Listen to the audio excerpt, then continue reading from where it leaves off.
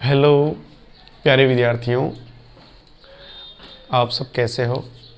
नमस्कार। और मेरे प्यारे साथियों, कोरोना काल के अंदर आप अपनी स्टडी को इसी प्रकार से जारी रखें। आज हम बात कर रहे हैं जो हमने चैप्टर शुरू किया था लाइट प्रकाश, उसके हमारे 2 पार्ट हो चुके हैं। आज हम तीसरा पार्ट शुरू कर रहे हैं जिसका नाम है अपवर्तन। तो ज़्यादा समय को न गंवाते हुए आज हम वापस शुरू कर रहे हैं अपवर्तन। तो अपवर्तन के बारे में अगर हम बात करें, अपवर्तन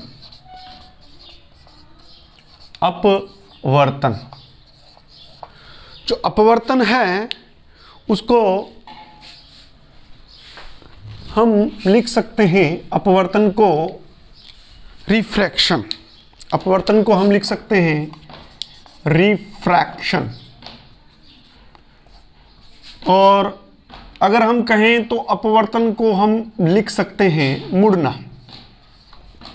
ठीक है, देखिएगा कि अपवर्तन प्रकाश किरण की एक ऐसी घटना है जिसके अंदर ये मान लो ये आयताकार एक कांच की सिल्ली लेते हैं हम, आयताकार आकृति कांच की एक हम यहाँ पे एक सिल्ली लेते हैं। ये आयताकार आकृति कांच की एक सिल्ली है, इसका नाम है ए, इसका नाम है बी, और इसका नाम है सी, और इसका नाम है डी।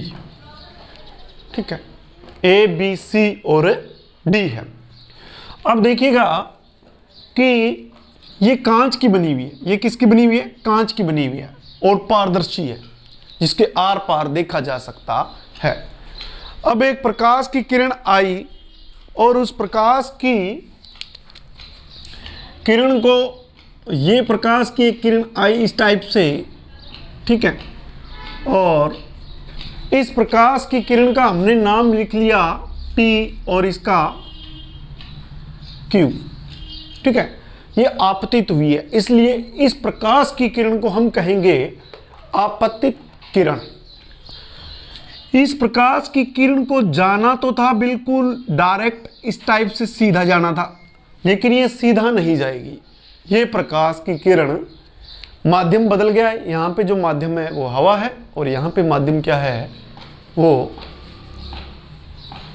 ग्लास है।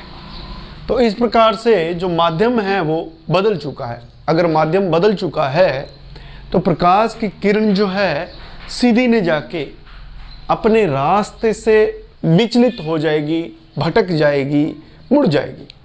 और इस मुड़ने की परिघटना को ही क्या कहते हैं? प्रकाश का अपवर्तन कहते हैं। ये इस टाइप से प्रकाश की किरण इस टाइप से मुड़ जाएगी।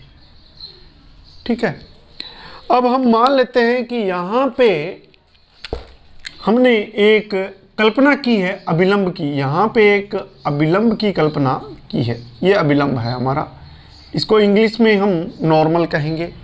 ये M है और इसका नाम N है। आपतित किरण और अभिलंब के बीच में एक एंगल बनता है, इस एंगल को हम I, आपतन कोण I कहेंगे, इंसिडेंट एंगल कहेंगे। और जो अभिलंब और अपवर्तित किरण के बीच का जो कोण है उसको हम कहेंगे अपवर्तन कोण, रिफ्रैक्टिव एंगल कहेंगे। ठीक है, अब देखिए कि यहाँ पे अगर बात करें तो यहाँ पे जो माध्यम है, यहाँ पे जो माध्यम है वो माध्यम कैसा है? ये माध्यम है सघन, यहाँ पे माध्यम है सघन, डेंसर मीडियम है यहाँ पे। और है क्या एक्चुअल में? ये कांच है, कांच को हम इंग्लिश में ग्लास कहेंगे। ऊपर देखें तो यहाँ पे जो माध्यम है वो हवा है, हवा को हम, माध्यम जो है विरल है, इंग्लिश में हम इसको रेयर मीडियम कहेंगे। और यहाँ पे एयर, एयर का मतलब हवा, यहाँ पे कांच। देखिएगा कि यहाँ पे अगर माध्यम देखें तो यहाँ हवा है और यहाँ पे जो माध्यम है वो कांच है। तो देखिएगा कि यहाँ पे वेग हम मान लेते हैं वी ए, एयर में वेग, हवा में वेग, वेलोसिटी इन एयर, और यहाँ पे जो वेग है वो वेलोसिटी इन ग्लास। तो अगर हम इसकी तुलना करें कि वेलोसिटी जी ये ग्लास में प्रकाश किरण का वेग है, ये कम होगा किसकी तुलना में? वी एयर की तुलना में, वेलोसिटी इन एयर। ठीक है, अब देखिए कि इसके अंदर अगर देखें हम तो इस अंतर के कारण ही प्रकाश की किरण क्या होगी? अपवर्तित होगी। अब इस प्रकाश किरण का अगर नाम लिखें, ये बिंदु अगर P माने, ये बिंदु Q माने, तो इस बिंदु को हम मान सकते हैं R, ये बिंदु R है। और यहाँ भी अगर हम कल्पना करें कि ये एक नॉर्मल है, मान लेते हैं यहाँ पे एक नॉर्मल है, ये नॉर्मल है, ये सेकंड दूसरा अभिलंब है, इसको हम मान लेते हैं कि ये M डैश है और ये N डैश है। तो प्रकाश की किरण को जाना होता है इसमें बिल्कुल सीधा, इस टाइप से जाना, लेकिन ये ऐसे नहीं जाएगी। यहाँ पे प्रकाश की किरण जो है अभिलंब से दूर हटेगी। क्यों? क्योंकि इसका वापिस पुनः वेग वही हो जाता है जो यहाँ पे बाहर था।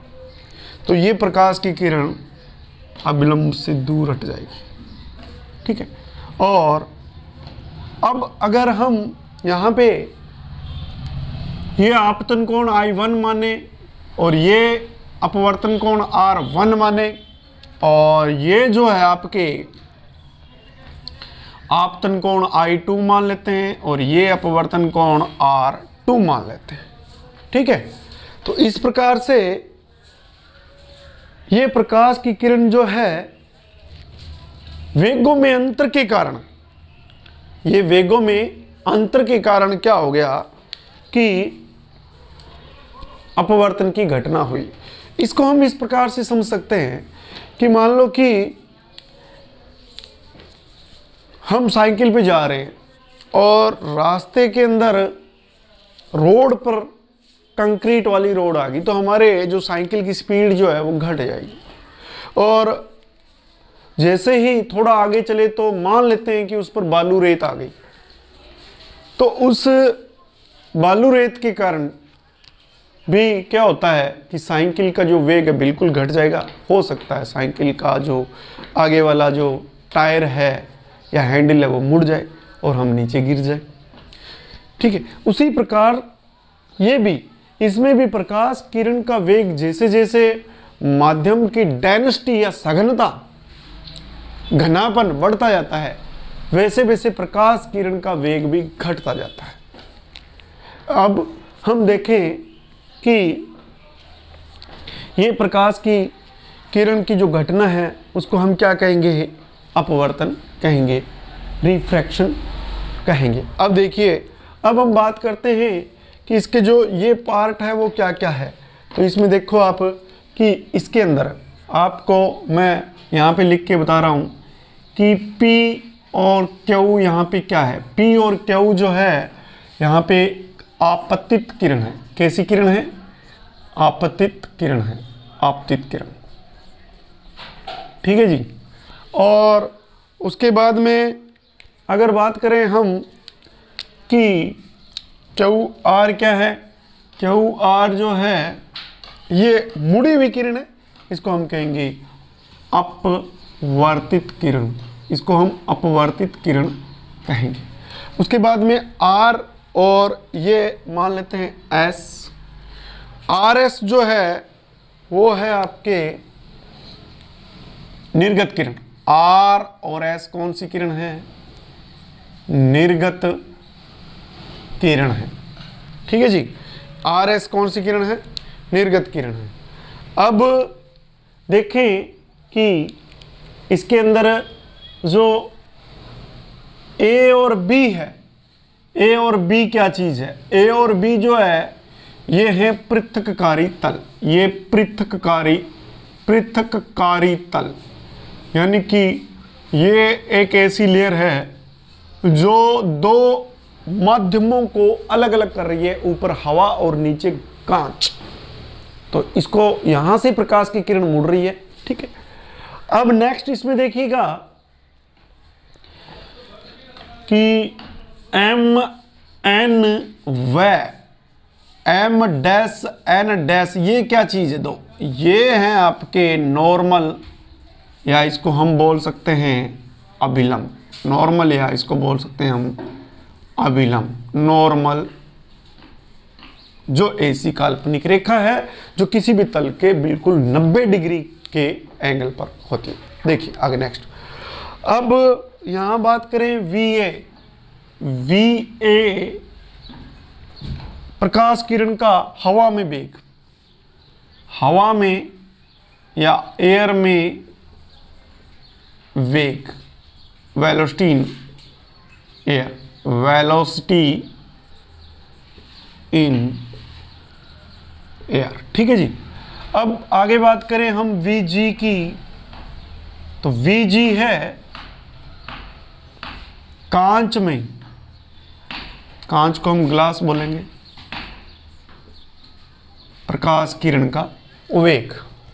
अब बात रह गई कि आपके ये सारी चीजें हमने यहां पे दर्शा दी। अब यहां पे कोण जो है I1 और एंगल I2 इंसिडेंट एंगल है, इसको हम बोल सकते हैं अपवर्तन, अपवर्तन कोण, अपवर्तन कोण, या इसको बोल सकते हैं इंसिडेंट एंगल, इंसिडेंट एंगल बोलते हैं, ठीक है जी। इसको हम इंसिडेंट एंगल बोलेंगे। और कोण R1 व कोण R2 को हम बोलते हैं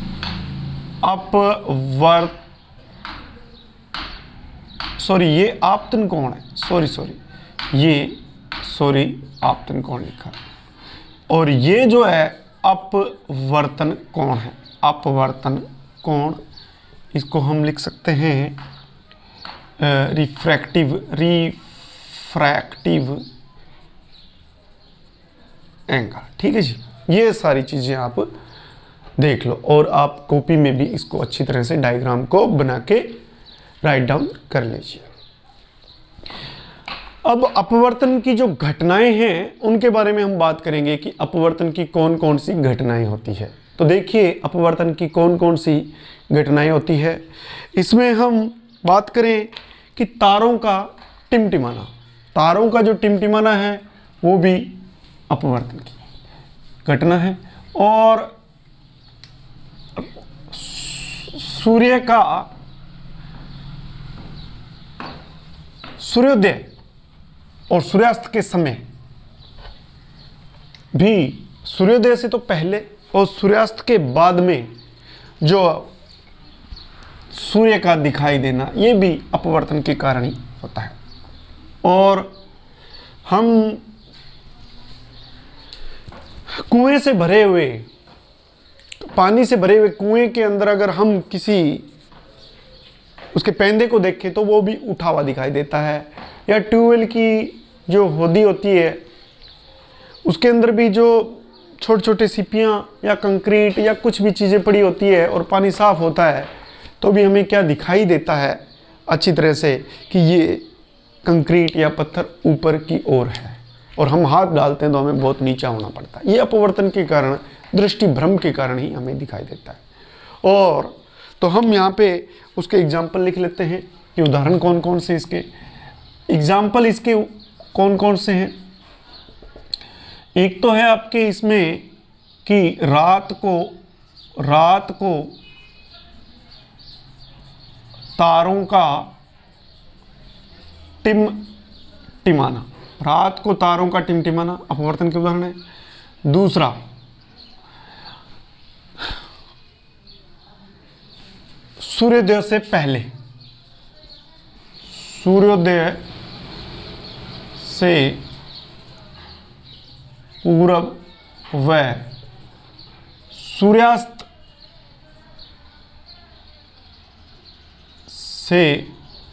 सूर्यास्त के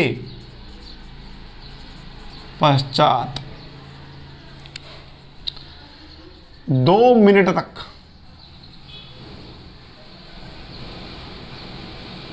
सूर्य का दिखाई देना। यह भी किसके कारण होता है? आपको पता है कि अपवर्तन के कारण ही सूर्य, मान लो सूर्यास्त हो रहा है तो उसके क्षैतिज वो तो छिप गया, लेकिन फिर भी अपवर्तन के कारण हमें वो ऊपर उठा हुआ दिखाई देता है। और जैसे सूर्योदय होता है तो वो उगता नहीं है, फिर भी हमें वो क्या है, अपवर्तन के कारण 2 मिनट पहले ही दिखाई देता है। तो ये जो आपके घटना है ये अपवर्तन के कारण ही होता है। और इस कारण जो पूरे एक दिन में लगभग 4 मिनट दिन में वृद्धि होती है। ठीक है, अब हम बात करते हैं कि पानी कांच से भरे, कांच के गिलास क्या है, पानी से भरा होता, पानी से भरे की बात कर रहे हैं हम। कांच के गिलास के तल का व सिक्के का, अगर उसमें सिक्का डाल दें, ऊपर उठा हुआ दिखाई देना। ठीक है जी, इनका ऊपर उठा हुआ दिखाई देना, ये भी अपवर्तन के कारण है। या पानी से भरे गिलास में, पानी से भरे टब में, मान टब में नींबू व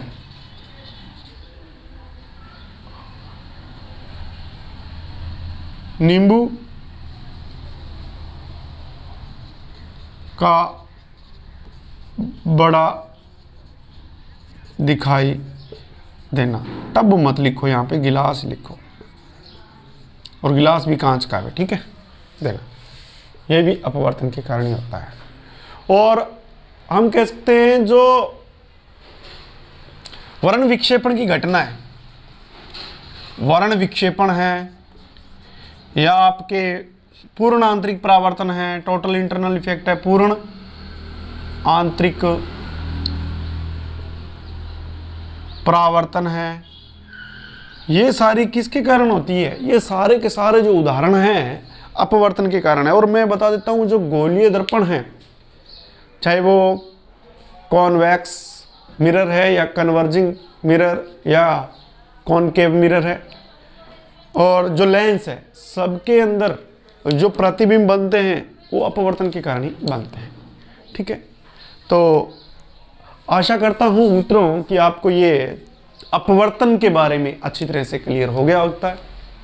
और नेक्स्ट हम अपवर्तनांक और सघन माध्यम और विरल माध्यम के बारे में चर्चा करेंगे, और कलर्स के बारे में भी चर्चा हम करेंगे, जिसमें से 2 मुख्य कलर्स की हमने थोड़ी बहुत चर्चा पहले की थी।